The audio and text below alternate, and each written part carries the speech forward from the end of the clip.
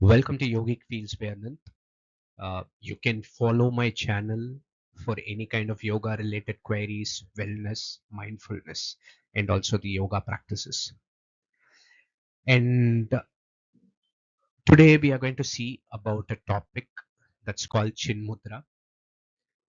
And before you begin, you can bring your hands to your knees and touch the tip of your index finger to the tip of the thumb. So what you're holding in your hands is now one of the most ancient and powerful gesture in the entire tradition of yoga. Yeah, everybody can think it looks simple. Yeah, but simplicity is not same as the shallowness. So this simplicity of this gesture, it conceals a profound depth that yogis and sages have been exploring for thousands of years. So I want to give you something today which is just more than a technique, and you can understand what actually Chin Mudra is doing in your nerves, in your prana, and in your consciousness. And the gesture can become alive completely in a different way. So the next 10 minutes we'll cover what is this mudra, where it comes from, and exactly how to form it correctly, what each finger represents, and what's the benefit for the body, mind, and spirit, and how long can you practice it. Finally, you can have this mudra practiced daily on your yoga mat. Let us begin at the root uh, with the word themselves, because in Sanskrit, the name of a thing reveals its nature. As you see, the word chin, sometimes it is spelled as chit. It comes from the Sanskrit root chitta or chit, which means consciousness or awareness or pure knowing. And mudra, that comes from the root mud, meaning joy or bliss. So this mudra is literally uh, practiced to get you the joy, and more technically in yogic philosophy, it's a psychophysical seal that redirect the flow of prana within your body. So to again say Chin Mudra is literally the gesture of consciousness, where you get more awareness, and it is a physical posture that enacts in the hands, and each and every individual can get their own awareness and also the universal awareness. This mudra in Vedic tradition, or in the Hatha Yoga, Pradipika, in countless depictions, uh, this mudra has been taught, and it signifies about the Indian spiritual history. Uh, it is not a recent invention. It is very ancient mudra, which was practiced for a long time for inner consciousness.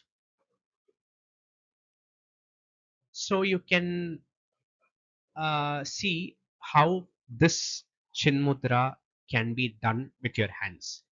Let us talk about the technique. Maybe you can sit in a room wherein, like, you can sit in Vajrasana, Sukhasana, or Padmasana, and the spine should be straight. And this mudra can be practiced on sitting on the chair also. This is absolutely fine. And what matters is basically the spine should be straight, and the shoulder should be relaxed, and chest is open. uh, One point to highlight here is, like, if you slump, um, it can collapse the nadis and also the energy channels, and the mudra can also lose its power. So you can place your both hands gently on the thighs or your knees, and I mean, you can now make sure your palm is facing upwards towards the sky.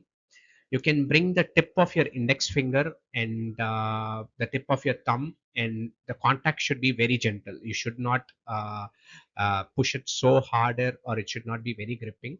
So the moment you press hard, it can create a kind of a muscular tension, and the tension in hands, it can create a tension in mind. So you can have a feather touch with your thumb and your index finger, and you can extend other three fingers like the middle ring and the little fingers. You can extend it naturally outward, and they should be very relaxed and gently touching each other. So you can soften the entire hand, you can soften the belly, and you can also close your eyes, and you can allow the breath to settle in the natural rhythm, and this mudra becomes very active right now. So every finger in Chin Mudra carries a specific meaning that is rooted to the Vedantic philosophies, and understanding this can transform the gesture from a technique into a living teaching. So basically, we have the five elements. That's the five fingers where the five elements are present. And as you see, the thumb represents the Paramatma, that's the supreme self or the universal consciousness. That's the source of all existence. So the index finger, it represents the Jivatma, the individual self for the personal awareness, and uh, everyone can experience who they are with the index finger. And the middle finger represents the sattva. It shows the quality, purity, and also the clarity. The ring finger, it represents the rajas. It shows the quality of passion, the how movement, how many movements you are doing, and also the activity which you are doing. The little finger, it represents the tamas. It's the quality of inertia, heaviness, and the darkness. So when the index finger, it basically touches the thumb, the jivatma meets the paramatma. So the individual self recognizes its union with the universal self, and the three extended fingers represent three gunas. So they are held and they do not close. So they are present, acknowledged, but they are not on focus. The focus is on union between the thumb and the index finger.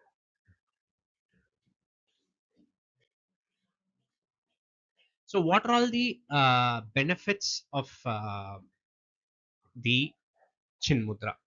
So let's move into the science now, both the ancient science of yoga and what modern neuroscience and physiology support. So basically, these fingers are among most densely innervated parts of human body, containing thousands of nerves ending that map to the corresponding areas of the somatosensory cortex of brain. So when the thumb and the index finger, they make a contact, they stimulate specific neural pathways, and you are stimulating the brain through the hands. That is one of the things which we are doing. And on the pranic retention part, you everybody knows prana is the life force that flows through the body. It is constantly radiating outwards through the fingertip, and when doing this chin mudra, what happens is like it creates a closed circuit, and the outward flow of prana is redirected back into the system. That makes the energy available to the nervous system and higher brain centers. And talking about the breath consciousness, when the hands are placed in Chin Mudra, and the chest naturally opens and the shoulder they drop back, this postural shift also directly engages the diaphragm, which is the primary muscle that is for respiration, and also it encourages deeper, slower, and more complete breaths. And everybody knows, that's been proven, deep breathing, it activates parasympathetic nervous system, which also reduces the cortisol, it reduces the heart rate, and also it gives you a sense of calm. Next point is about the vata dosha balance.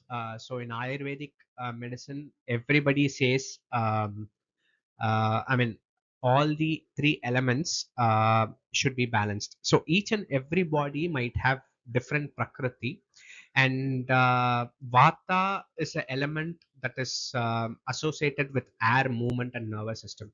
So if there is excess vata, there can be kind of a overthinking. There might be kind of a restless sleep, or it can create some sort of anxiety. So chin mudra, when practiced regularly, it it directly calms the vata, which is excessively available in the body. And students, most preferably, when they practice Chin Mudra, they get rid of this anxiety and racing minds, and they get to have immediate settling effect when they do this mudra very consciously. So, what about the mental and spiritual benefits? So, moving now from the physical into the subtler dimension of this practice, I want to be very precise here. The fifth limb of Patanjali's Ashtanga Yoga is Pratyahara. That's the withdrawal of senses from external objects. So, Chin Mudra physically enacts this process, and the closed circuit of the hands create an internal reference point for awareness. So the sense naturally begins to draw inward, reducing the mind's tendency to scatter outwards towards the sound, thought, and sensation. That is why Chin Mudra is the natural companion to meditation. And talking about dharana and dhyana, we have a lot of things. Maybe holding this mudra requires a consistent and gentle attention, where you have to be aware of your gentle effort, where a single pointed concentration is to be there. As the practice deepens, dharana transitions naturally into dhyana, and students who meditate, especially in Chin Mudra, consistently reports that the mudra becomes an anchor, and it is a physical reminder for them to return their awareness into the mind drifts. So, emotional regulation is also another point wherein we have this mudra that can be practiced, that develops a modern psychology calls an emotional regulation. So the capacity to feel emotionally fully without being controlled by it. And this mudra, it can train your mind and your body. So the common question here I receive from anybody is like, how long do I need to hold this? What is the best time? And I can give you a complete instruction of what needs to be done. So the best time to practice is like Brahma Muhurta, so a hour and off before the sunrise. This window is considered energetically optimal for the practices because the atmosphere is charged with the sattvic prana, and the mind has not yet been conditioned by the day's activity. And we have the duration that's been given for each and everybody. So beginner, they can start with 5 to 10 minutes. They can do it for like 2 months, from start to beginning, and after 2 months they can increase their practice from like 10 minutes to 30 minutes, and that can be done while the meditation. And on the advanced level, if they are practicing more than like 8 to 10 months, they can hold it for more than 45 minutes, and they can have a complete clarity and inner stillness when practiced regularly. So what are all the common mistakes that needs to be taken care? So mistake one is like, you shouldn't press your fingers too hard, and it should be very feather light. And we have to make sure the other three fingers, like the middle finger, ring finger, and little finger, they should be naturally extended, and they should not be forced or rigid. And the palm should not be face downwards, it should be facing out upwards, that should be facing towards the sky. And major thing is like, we have to make sure the spine is completely straight, it should not be very slumped, because keeping a spine erect is very essential for this mudra to get us complete practice. And we have few of the good practice tips which is on the right side, wherein we have to make sure this mudra should be practiced with the breath awareness. That gives you a lot of advantages over practicing without the breath awareness. And you can practice this mudra early in the morning, during the Brahma Muhurta, in a very quiet space, and that allows your energy to completely recycled, and it goes on to the higher state. And do it very consistently, and maybe if you start with even 5 minutes, do it for 5 minutes consistently. Do not uh, take your hands off from your lap, and be patient during the mudra practice, because daily practice can give you achieved results, because consistency only matters in yoga, mudra, and everything. So Chin Mudra in daily life, I just wanted to close with what I consider the most important dimension of this practice. So, not to be overlooked, Chin Mudra is not only a mat practice, it is a live practice. So, the moment you have kind of a stressful day or an anxiety, you have few breaths, inhale and exhale, and do Chin Mudra practice for like 5 minutes. It can instantly reset your nervous system, and it can make sure you're active. And hold the mudra during walk, maybe in case if you are not able to do it while sitting, so that can be done. And always do chin mudra before 5 minutes during the sleep and after you get up, after you wake up. That is creating consistency, and also it sets an intention for your day ahead to do all your work properly with uh, energy, and you can do it very efficiently. And if you want to make any kind of an important decisions, I suggest you can do this chin mudra, uh, and you can have uh, sit in a quiet place, and you can do it for like 5 to 10 minutes, and it can give you natural clarity whether to start with the things you need to do, or like you need to pursue something that can give you. And finally, every time you form this mudra, you are making a statement that goes beyond the technique. The gesture is not in the hands, it is the awareness behind the hands. So it is quite clear and present. Um, and more often you practice, you get the full texture of your life. And thank you. Please do subscribe and like for more videos. We'll be practicing week on week mudra videos for your awareness, and we also have practical session that we would be starting very soon. Thank you.